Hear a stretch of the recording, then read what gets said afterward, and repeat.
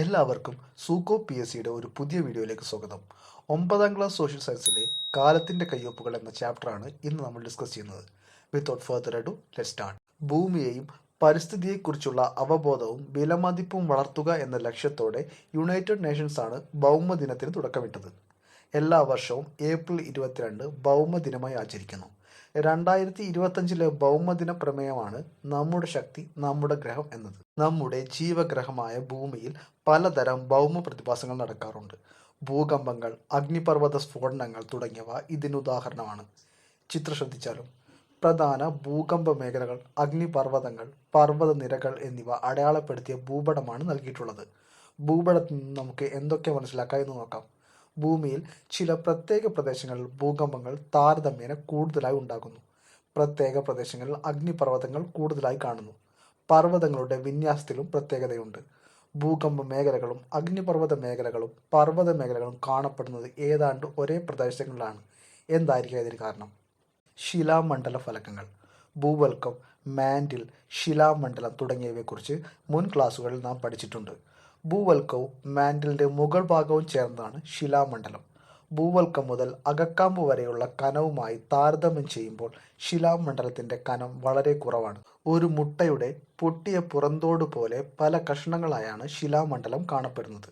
അനേകായിരം കിലോമീറ്ററുകൾ വിസ്തൃതിയും പരമാവധി 100 കിലോമീറ്റർ കനവുമുള്ള ശിലാമണ്ഡല ഭാഗങ്ങളെ ശിലാമണ്ഡല ഫലകങ്ങൾ അഥവാ ലിത്തോസ്ഫെറിക് പ്ലേറ്റ്സ് എന്ന് വിളിക്കുന്നു. വലുതും ചെറുതുമായ ഈ ഫലകങ്ങൾ ഓരോന്നും സമുദ്രഭാഗവും വൻകരാഭാഗവും ഉൾക്കൊള്ളുന്നതോ സമുദ്രഭാഗം മാത്രം ഉൾക്കൊള്ളുന്നതോ വൻകരാഭാഗം മാത്രം ഉൾക്കൊള്ളുന്നതോ ആകാം. ഭൂപടം നിരീക്ഷിച്ചപ്പോൾ ഭൂപടത്തിനുള്ളിൽ ചില സ്വാഭാവിക അതിരുകൾ രൂപപ്പെട്ടത് നിങ്ങൾ ശ്രദ്ധിച്ചല്ലോ. ഇവ ശിലാമണ്ഡല ഫലകങ്ങളുടെ അരികുകളാണ്. ഭൂകമ്പ മേഖലകളും അഗ്നിപർവ്വത മേഖലകളും പർവ്വത മേഖലകളും കാണപ്പെടുന്നത് ഏതാണ്ട് ഒരേ പ്രദേശങ്ങളിലാണെന്ന് പറഞ്ഞിരുന്നു. ഇതിന് കാരണമാകുന്നത് ശിലാമണ്ഡല ഫലകങ്ങളുടെ അതിരുകളിലുണ്ടാകുന്ന ചലനങ്ങളാണ്. അതുകൊണ്ടാണ് ഇവ ഏതാണ്ട് ഒരേ പ്രദേശങ്ങളിൽ കാണപ്പെടുന്നത്. പ്രധാന ശിലാമണ്ഡല ഫലകങ്ങളാണ് ചിത്രത്തിൽ നൽകിയിട്ടുള്ളത്. ശിലാമണ്ഡല ഫലകങ്ങളെ വലിപ്പത്തിൻ്റെ അടിസ്ഥാനത്തിൽ രണ്ടായി തിരിക്കാം: വലിയ ഫലകങ്ങളെന്നും ചെറിയ ഫലകങ്ങളെന്നും. വലിയ ഫലകങ്ങൾ അഥവാ മേജർ പ്ലേറ്റ്സ് 7 ഉണ്ട്. പസഫിക് ഫലകം, വടക്കേ അമേരിക്കൻ ഫലകം, തെക്കേ അമേരിക്കൻ ഫലകം, ഇൻഡോ ആസ്ട്രേലിയൻ ഫലകം, അന്റാർട്ടിക് ഫലകം, ആഫ്രിക്കൻ ഫലകം, യുറേഷ്യൻ ഫലകം എന്നിവയാണിത്.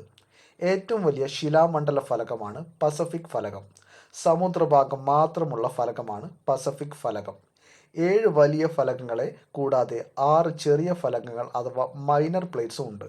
ഫിലിപ്പൈൻ ഫലകം, കോക്കസ് ഫലകം, നാസ്ക ഫലകം, കരീബിയൻ ഫലകം, സ്കോഷ്യ ഫലകം, അറേബ്യൻ ഫലകം എന്നിവയാണിവ. ഫലക ചലനം. ഫലകങ്ങളുടെ ചലനം എങ്ങനെയെന്ന് വ്യക്തമാക്കുന്ന ചിത്രമാണ് നൽകിയിരിക്കുന്നത്. ഭൂവൽക്കത്തെയും മാൻഡിലിൻ്റെ ഉപരിഭാഗത്തെയും ചേർത്ത് ശിലാമണ്ഡലം എന്ന് വിളിക്കുന്നു. ശിലാമണ്ഡലത്തിന് താഴെയായി ശിലാപദാർത്ഥങ്ങൾ ഉരുകി അർദ്ധദ്രവാവസ്ഥയിൽ കാണപ്പെടുന്ന ഭാഗമാണ് അസ്തനോസ്ഫിയർ. ഭാഗികമായി ദ്രവാവസ്ഥയിലുള്ള അസ്തനോസ്ഫിയറിന് മുകളിലായാണ് ശിലാമണ്ഡല ഫലകങ്ങൾ സ്ഥിതി ചെയ്യുന്നത്. ഭൂമിക്കുള്ളിൽ അത്യധികമായ താപത്താൽ ഉരുകിയ മാൻഡിലിൻ്റെ ഭാഗമായ മാഗ്മ നിരന്തരം സംവഹനത്തിന് വിധേയമായി കൊണ്ടിരിക്കുന്നു. ഇത് ശിലാമണ്ഡല ഫലകങ്ങളെ ചലിപ്പിക്കുന്നു. വർഷത്തിൽ ശരാശരി 2 സെൻറ്റിമീറ്റർ മുതൽ 12 സെൻറ്റിമീറ്റർ വരെ വേഗത്തിലാണ് ഫലകങ്ങൾ ചലിക്കുന്നത്.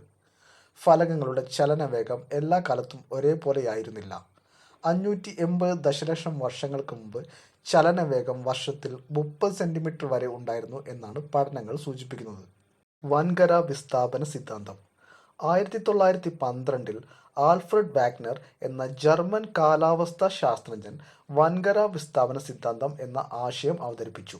ദശലക്ഷക്കണക്കിന് വർഷങ്ങൾക്ക് മുമ്പ് ഇപ്പോഴുള്ള എല്ലാ വൻകരകളും ചേർന്ന് പാൻജിയ എന്ന ബൃഹത് വൻകരയും അതിനെ ചുറ്റി പന്താലസ എന്ന മഹാസമുദ്രവും നിലനിന്നിരുന്നുവെന്ന് അദ്ദേഹം വാദിച്ചു. പിന്നീട് വൻകര ഉൾക്കൊള്ളുന്ന ഭാഗം സമുദ്ര അടിത്തട്ടിന് മുകളിലൂടെ പതുക്കെ തെന്നിമാറി ദശലക്ഷക്കണക്കിന് വർഷങ്ങൾ കൊണ്ട് ഇപ്പോഴുള്ള വൻകരകൾ രൂപം കൊണ്ടു എന്ന് അദ്ദേഹം വിശ്വസിച്ചു. ആൽഫ്രഡ് വാഗ്നർ വിശ്വസിച്ചിരുന്നത് ഇന്നത്തെ വൻകരകളെല്ലാം ആദ്യം പാൻജിയ എന്ന ഒരൊറ്റ ബൃഹത് വൻകരയായി എന്നാണ്. എന്നാൽ ഫലകങ്ങൾ എക്കാലവും ഭൗമോപരിതലത്തിലൂടെ അലഞ്ഞിരുന്നുവെന്നും വിവിധ ഫലകങ്ങളായി സ്ഥിതി ചെയ്തിരുന്ന വൻകരകളെല്ലാം തന്നെ കൂടിച്ചേർന്നതിലൂടെ തുടർന്ന് ഒരൊറ്റ വൻകരയായി നിലനിന്ന അവസ്ഥയാണ് പാൻജിയ എന്നുമാണ് പിൽക്കാല കണ്ടെത്തലുകൾ വെളിവാക്കുന്നത്. വിവിധ തരം ഫലകസീമകൾ. ഫലകസീമകളെ മൂന്നായി തരംതിരിക്കാം. ആദ്യത്തേതാണ് ബിയോജക സീമകൾ അഥവാ ഡൈവേർജൻ മാർജിൻസ്. ഫലകങ്ങൾ തമ്മിൽ പരസ്പരം അകലുന്നു. ഫലകങ്ങൾ തമ്മിൽ അകന്നു പോകുന്ന ഭാഗങ്ങളിൽ പുതിയ ഭൂവൽക്കം രൂപം കൊള്ളുന്നു. ഇത്തരം ഫലകാതിരുകളാണ് ബിയോജക സീമകൾ. വ്യാപന മേഖലകൾ എന്നും ഈ മേഖലയ്ക്ക് പേരുണ്ട്. ബിയോജക സീമയ്ക്ക് ഏറ്റവും നല്ല ഉദാഹരണമാണ് മധ്യ അറ്റ്ലാന്റിക് പർവ്വതനിര.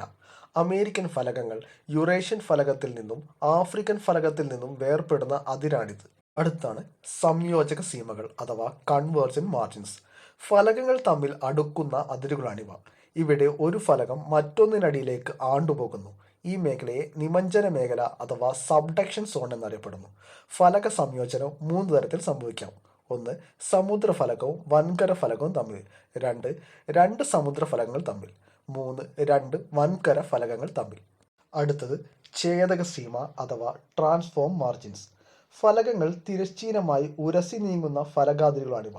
ഇത്തരം ഫലകാതിരുകളിൽ ഭൂവൽക്കം പുതുതായി നിർമ്മിക്കപ്പെടുകയോ നശിപ്പിക്കപ്പെടുകയോ ചെയ്യുന്നില്ല. ഫലകചലനങ്ങൾ ഫലകസീമകളിൽ വിവിധങ്ങളായ രൂപങ്ങൾ സൃഷ്ടിക്കുന്നുണ്ട്. സംയോജക സീമയിൽ ഉണ്ടാക്കുന്ന ഭൂരൂപങ്ങളാണ് മടക്ക് പർവ്വതങ്ങൾ. ഇന്ത്യൻ ഫലകത്തിൻ്റെയും യുറേഷ്യൻ ഫലകത്തിൻ്റെയും ഇടയിലായി രൂപം കൊണ്ട മടക്കുപർവ്വത നിരകളാണ് ഹിമാലയം. മടക്കുപർവ്വതങ്ങൾ സംയോജക സീമകളിൽ ശിലാമണ്ഡല ഫലകങ്ങളുടെ സമ്മർദ്ദഫലമായി ശിലാപാളികൾക്ക് വലനം അഥവാ ഫോൾഡിംഗ് സംഭവിക്കാറുണ്ട്. ഇതുമൂലം രൂപം കൊള്ളുന്ന പർവ്വത നിരകളാണ് മടക്കുപർവ്വത നിരകൾ അഥവാ ഫോൾഡ് മൗണ്ടെയ്ൻസ്. ഹിമാലയം, ആൽപ്സ്, ആൻഡീസ്, അറ്റ്ലസ് എന്നിവയൊക്കെ മടക്കുപർവ്വത നിരകളാണ്. സംയോജക സീമകളിൽ ഫലകങ്ങൾ തമ്മിൽ സാന്ദ്രതാ വ്യത്യാസമുണ്ടെങ്കിൽ സാന്ദ്രത കൂടിയ ഫലകം സാന്ദ്രത കുറഞ്ഞ ഫലകത്തിനടിയിലേക്ക് ആണ്ടുപോകുന്നു. ഈ മേഖലകളെ നിമഞ്ജന മേഖലകൾ അഥവാ സബ്ഡക്ഷൻ സോൺസ് എന്ന് പറയുന്നു. നിമഞ്ജന മേഖലകളിൽ സമുദ്രാന്തർ ഗർത്തങ്ങൾ രൂപപ്പെടാറുണ്ട്. പസഫിക് സമുദ്രത്തിലെ ചലഞ്ചർ ഗർത്തം ഇതിനുദാഹരണമാണ്. ചലഞ്ചർ ഗർത്തത്തിന് കാരണമായ ഫലകങ്ങളാണ് പസഫിക് ഫലകവും ഫിലിപ്പൈൻ ഫലകവും. സാന്ദ്രത കൂടിയ പസഫിക് ഫലകം സാന്ദ്രത കുറഞ്ഞ ഫിലിപ്പൈൻ ഫലകത്തിനടിയിലേക്ക് ആണ്ടുപോയിട്ടാണ് ചലഞ്ചർ ഗർത്തം രൂപപ്പെട്ടിട്ടുള്ളത്. ബിയോജക സീമകളിൽ ഫലകചലനത്തിന്റെ ഭാഗമായി ഉണ്ടാകുന്ന ഭൂരൂപങ്ങളാണ് സമുദ്രാന്തര പർവ്വതങ്ങളും കടൽത്തറകളും. ഫലകങ്ങൾ പരസ്പരം അകലുന്നതിൻ്റെ ഫലമായി ഇവക്കടിയിലൂടെ മാഗ്മ പുറത്തേക്ക് വരികയും തണുത്തുറഞ്ഞ് പർവ്വതങ്ങളായി രൂപാന്തരപ്പെടുകയും ചെയ്യുന്നു. ഇത്തരം പർവ്വത നിരകളെയാണ് സമുദ്രാന്തര പർവ്വത നിരകൾ എന്ന് വിളിക്കുന്നത്. മധ്യ അറ്റ്ലാന്റിക് പർവ്വതനിര സമുദ്രാന്തര പർവ്വതങ്ങൾക്ക് ഉദാഹരണമാണ്. ആഫ്രിക്കൻ ഫലകത്തിൻ്റെയും തെക്കേ അമേരിക്കൻ ഫലകത്തിൻ്റെയും വിയോജനത്തിൻ്റെ ഫലമായി രൂപപ്പെട്ടതാണ് ഇവ. സമുദ്രതട വ്യാപനവും ശിലകളുടെ പ്രായവും. ബിയോജക സീമകളിലൂടെ ഉപരിതലത്തിലെത്തുന്ന മാഗ്മ ഫലക അതിരുകളിൽ തണുത്തുറയുന്നതിൻ്റെ ഫലമായി പുതിയ കടൽത്തറകൾ സൃഷ്ടിക്കപ്പെടുന്നു. ഈ പ്രതിഭാസത്തെ സമുദ്രതട വ്യാപനം അഥവാ സീ ഫ്ലോർ സ്പ്രെഡിംഗ് എന്ന് വിളിക്കുന്നു. ലോകത്ത് 200 ദശലക്ഷം വർഷത്തിന്മേൽ പഴക്കമുള്ള കടൽത്തറകൾ ഇല്ലാത്തത് ഇതിനാലാണ്. എന്നാൽ ലോകത്തിലെ വൻകരകൾ 2000 ദശലക്ഷം വർഷത്തിനു മേൽ പ്രായമുള്ളവയാണെന്ന് കണ്ടെത്തിയിട്ടുണ്ട്. ഫലകങ്ങൾ പരസ്പരം ഉരസി നീങ്ങുന്ന ഛേദക സീമകൾ ഭ്രംശമേഖലകളാണ്. ഇത്തരം ഫലകസീമകളിൽ പൊതുവെ ഭൂരൂപങ്ങൾ സൃഷ്ടിക്കപ്പെടാറില്ല. വടക്കേ അമേരിക്കയിലെ സാൻ ആൻഡ്രിയസ് ഭ്രംശമേഖല ഇതിനുദാഹരണമാണ്. മറ്റിടങ്ങളെ അപേക്ഷിച്ച് ഫലകാതിരുകൾ പൊതുവെ ദുർബലമായതിനാൽ ഇത്തരം ഫലകാതിരുകൾ പൊതുവെ ഭൂകമ്പങ്ങൾ, അഗ്നിപർവ്വതങ്ങൾ, ഭൂഭ്രംശം തുടങ്ങിയവ കൊണ്ട് പ്രക്ഷുബ്ധമാണ്. ഭൗമോപരിതലത്തിലെ വലിയ ഭൂരൂപങ്ങളായ മടക്കുപർവ്വതങ്ങൾ, പീഠഭൂമികൾ, അഗ്നിപർവ്വതങ്ങൾ എന്നിവ ഫലകചലനങ്ങളാൽ സൃഷ്ടിക്കപ്പെടുന്നവയാണ്. ഭൗമോപരിതലത്തിലെ ഒട്ടുമിക്ക ഭൂരൂപങ്ങളും ഭൗമചലനങ്ങളുടെ സംഭാവനയാണ്. ഭൗമചലനങ്ങളുടെ ഫലമായി ഭൂവൽക്കത്തിലെ ചില പ്രദേശങ്ങൾ ഉയർത്തപ്പെടുകയും ചിലത് താഴ്ത്തപ്പെടുകയും ചെയ്യുന്നു. ഭൂവൽക്ക ഭാഗങ്ങൾ ഉയർത്തപ്പെടുന്ന പ്രക്രിയയെ അപ്ലിഫ്റ്റ് അഥവാ ഉത്ഥാനമെന്നും താഴ്ത്തപ്പെടുന്നതിനെ അവതരണമെന്നും അഥവാ സബ്സിഡൻസ് എന്നും വിളിക്കുന്നു. ഭൗമചലനങ്ങൾ. ഫ്ലോ ചാർട്ട് ശ്രദ്ധിക്കൂ. ഭൂമിയുടെ ഉപരിതലത്തെ തുടർച്ചയായി രൂപപ്പെടുത്തുകയും പുനർരൂപകൽപ്പന ചെയ്യുകയും ചെയ്യുന്ന ചലനാത്മകമായ ഒരു കൂട്ടം ഭൂമിശാസ്ത്ര പ്രക്രിയകളെ ഭൂമിയുടെ ചലനങ്ങൾ എന്ന് വിളിക്കുന്നു. ഈ ചലനങ്ങളെ ആന്തരിക ചലനങ്ങൾ അഥവാ എൻഡോജനിക് മൂവ്മെൻറ്റ്സ് എന്നും ബാഹ്യചലനങ്ങൾ അഥവാ എക്സോജനിക് മൂവ്മെൻറ്റ്സ് എന്നും തരംതിരിക്കപ്പെട്ടിട്ടുണ്ട്. ടെക്ടോണിക് പ്രവർത്തനം, അഗ്നിപർവ്വത സ്ഫോടനങ്ങൾ തുടങ്ങിയ ശക്തികളാൽ നയിക്കപ്പെടുന്ന എൻഡോജനിക് പ്രക്രിയകൾ ഭൂമിക്കുള്ളിൽ നിന്നാണ് ഉത്ഭവിക്കുന്നത്. അതേസമയം കാലാവസ്ഥ, മണ്ണൊലിപ്പ് തുടങ്ങിയ ബാഹ്യഘടകങ്ങളിൽ നിന്നും ഉണ്ടാകുന്ന ചലനങ്ങൾ ബാഹ്യചലനങ്ങളിൽ ഉൾപ്പെടുന്നു. ഭൂകമ്പം അഥവാ എർത്ത്ക്വേക്ക്. ഭൂമിയുടെ ആഴങ്ങളിൽ ഫലകചലന ഫലമായും മറ്റും ശിലകൾക്ക് സ്ഥാനമാറ്റവും ഭ്രംശനവും സംഭവിക്കാറുണ്ട്. ഇത്തരം സന്ദർഭങ്ങളിൽ ഭൂമിയുടെ ശിലാമണ്ഡലത്തിൽ പെട്ടെന്ന് ശക്തമായ സമ്മർദ്ദം അനുഭവപ്പെടുകയും ഭൂകമ്പ തരംഗങ്ങൾ ഉണ്ടാവുകയും ചെയ്യുന്നു. ഈ തരംഗങ്ങൾ ഭൂമിയുടെ ഉപരിതലത്തിൽ പ്രകമ്പനങ്ങൾ സൃഷ്ടിക്കുന്നു. ഭൂമിയുടെ ഇത്തരം പ്രകമ്പനങ്ങളാണ് നമുക്ക് ഭൂകമ്പമായി അനുഭവപ്പെടുന്നത്. ഫലകചലനവും ഭ്രംശനവും മാത്രമല്ല, മറ്റു കാരണങ്ങൾ മൂലവും ഭൂകമ്പങ്ങൾ ഉണ്ടാകാറുണ്ട്. അവയാണ് ഖനികളുടെ മേൽക്കൂര ഇടിഞ്ഞു വീഴുന്നത്, ജലസംഭരണികളിലെ സമ്മർദ്ദം, അഗ്നിപർവ്വതങ്ങൾ ഉണ്ടാക്കുന്ന സന്ദർഭങ്ങൾ എന്നിവ. ഭൂമിയുടെ ആഴങ്ങളിൽ പ്രകമ്പനങ്ങൾ ഉണ്ടാകുന്ന കേന്ദ്രങ്ങളെ പ്രഭവ കേന്ദ്രം അഥവാ ഫോക്കസ് എന്നും ഇതിന് നേർമുകളിൽ സ്ഥിതി ചെയ്യുന്ന ഭൗമോപരിതല കേന്ദ്രത്തെ എപ്പിസെൻറ്റർ എന്നും വിളിക്കുന്നു. ഭൂകമ്പവേളയിൽ 3 തരം തരംഗങ്ങളാണ് ഫോക്കസിൽ നിന്നും പുറപ്പെടുന്നത്. പ്രാഥമിക തരംഗങ്ങൾ അഥവാ പ്രൈമറി വേവ്സ്, ദ്വിതീയ തരംഗങ്ങൾ അഥവാ സെക്കൻഡറി വേവ്സ്, പ്രതല തരംഗങ്ങൾ അഥവാ സർഫസ് വേവ്സ് എന്നിവയാണിവ. പ്രതല തരംഗങ്ങളാണ് ഏറ്റവും വിനാശകാരിയായത്. ഭൂകമ്പ തരംഗങ്ങൾ രേഖപ്പെടുത്തുന്ന ഉപകരണമാണ് സീസ്മോഗ്രാഫ്.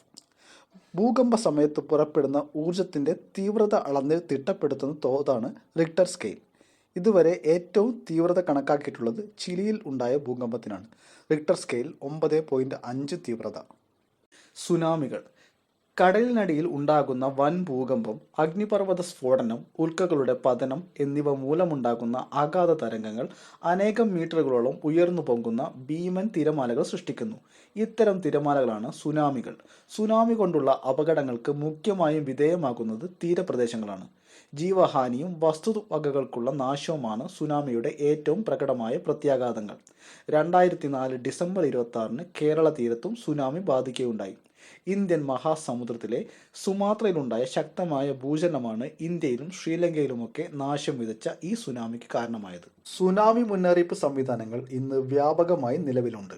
സുനാമി ഉണ്ടാകാനുള്ള സാധ്യത മുൻകൂട്ടി കണ്ടെത്തി തീരപ്രദേശങ്ങളിൽ ജീവഹാനി ഉണ്ടാകാതിരിക്കാൻ വേണ്ട മുന്നറിയിപ്പ് നൽകുകയാണ് ഈ സംവിധാനത്തിൻ്റെ ലക്ഷ്യം. National Oceanic and Atmospheric Administration DART എന്ന സുനാമി മുന്നറിയിപ്പ് സംവിധാനം വിവിധ പ്രദേശങ്ങളിലായി സ്ഥാപിച്ചിട്ടുണ്ട്. ഉപഗ്രഹ വാർത്താവിനിമയ സംവിധാനങ്ങൾ ഇതിനായി പ്രയോജനപ്പെടുത്തുന്നു. ഡാർട്ടിൻ്റെ ഫുൾ ഫോമാണ് DART, deep ocean assessment and reporting of tsunami. അഗ്നിപർവ്വതങ്ങൾ അഥവാ വോൾക്കാനോസ്. ഫലകചലനങ്ങളുടെ ഫലമായി ഫലകാതിരുകളിലെ വിള്ളലുകളിലൂടെ ഉരുകിയ ശിലാദ്രവം പുറത്തേക്ക് വന്നാണ് അഗ്നിപർവ്വതങ്ങൾ ഉണ്ടാകുന്നത്. ലോകത്തിലെ 80% അഗ്നിപർവ്വതങ്ങളും കാണപ്പെടുന്നത് പസഫിക് സമുദ്രത്തിൻ്റെ അതിർത്തി പ്രദേശങ്ങൾക്ക് ചുറ്റുമാണ്. 452-ലധികം അഗ്നിപർവ്വതങ്ങൾ ഉൾക്കൊള്ളുന്ന ഈ മേഖലയെ ശാന്തസമുദ്രത്തിലെ തീവലയം പസഫിക് റിംഗ് ഓഫ് ഫയർ എന്ന് വിശേഷിപ്പിക്കുന്നു. അഗ്നിപർവ്വതങ്ങൾ ഏതെല്ലാം വിധത്തിലാണ് മനുഷ്യന് ഉപകാരപ്രദമാകുന്നത് നോക്കാം. ലാവാശിലകൾ പൊടിഞ്ഞുണ്ടാകുന്ന മണ്ണ് ഫലഭൂയിഷ്ഠമാണ്. ഉദാഹരണം ഡക്കാൻ പീഠഭൂമി പ്രദേശത്തെ കറുത്ത മണ്ണ്. അഗ്നിപർവ്വത സ്ഫോടന സമയത്ത് പുറത്തേക്ക് വരുന്ന ചാരം വളമായി ഉപയോഗിക്കുന്നുണ്ട്. അഗ്നിപർവ്വത പ്രദേശങ്ങളിൽ പലയിടത്തും ഗീസറുകൾ രൂപപ്പെടുന്നു. ഉദാഹരണം വടക്കേ അമേരിക്കയിലെ യെല്ലോസ്റ്റോൺ പാർക്കിലെ ഓൾഡ് ഫെയ്ത്ത്ഫുൾ ഗീസർ. ഈ പ്രദേശങ്ങൾ വിനോദസഞ്ചാര കേന്ദ്രങ്ങളായി മാറാറുണ്ട്. 9ാം ക്ലാസ് സോഷ്യൽ സയൻസിലെ കാലത്തിൻ്റെ കയ്യൊപ്പ് എന്ന ചാപ്റ്ററാണ് ഇന്ന് നമ്മൾ ഡിസ്കസ് ചെയ്തത്. 10th ലെവൽ മെയിൻസിന് പ്രിപ്പയർ ചെയ്യുന്ന എല്ലാവർക്കും ഈ വീഡിയോ ഉപകാരപ്പെടുമെന്ന് കരുതുന്നു. വീഡിയോ ഇഷ്ടപ്പെട്ടാൽ ലൈക്ക് ചെയ്യാനും ഷെയർ ചെയ്യാനും മറക്കരുത്. എല്ലാവർക്കും സുക്കോ PSCയുടെ നന്ദി, നമസ്കാരം.